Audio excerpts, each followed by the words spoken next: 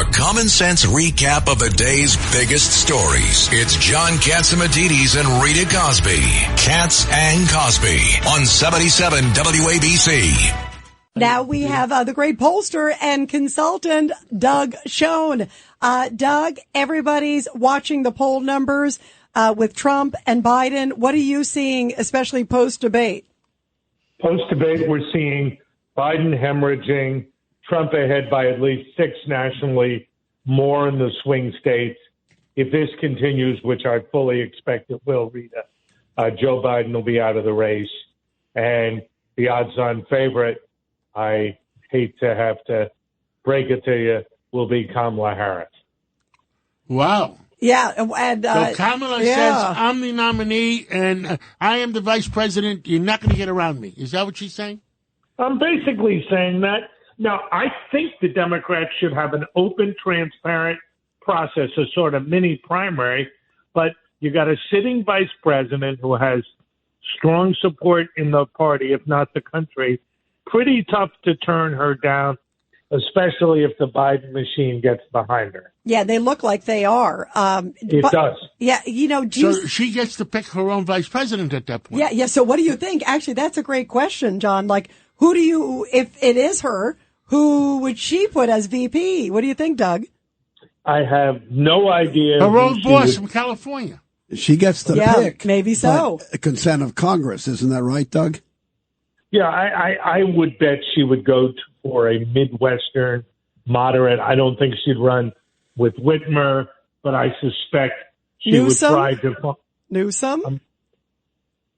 She can't run with Newsom because unless she's changed her registration to Washington, then the two of them would be to California. And given California's record, I tend to doubt whether that's going to happen. The two of them don't like each other. Oh, interesting. Oh, that's it. So who do you think Midwestern? Like who if it is, if it goes that way? Well, my party is so depleted.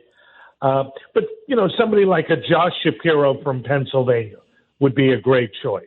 More moderate, swing state would make sense. The governor of Minnesota, I think it's Tim Walz is his name. She would need some sort of both moderate and regional balance.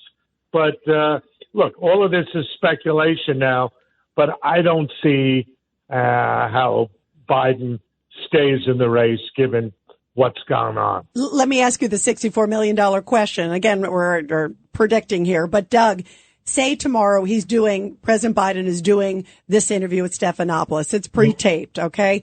We'll see how it goes. It's again taped. So, and then he's doing sort of a mini press conference supposedly next week because the G7, it's the anniversary, NATO anniversary, 75th anniversary. If it doesn't go great, do you think it's days? There are reports today it may be days. That's precisely what I think, Rita.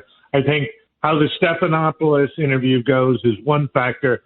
The biggest factor is the press conference. And if he can't handle questions about his cognition, his health, his well-being, if he can't do that, then I don't see how he goes forward. Ed Cox.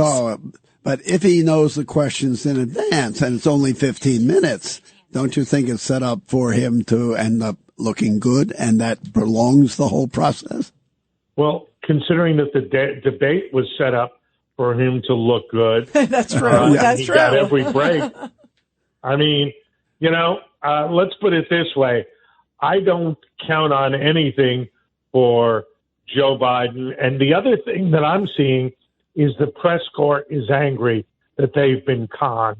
And I use that word advisedly for the last couple of years. But Doug, between me and you, were they that stupid that they didn't realize what was going on around the surroundings?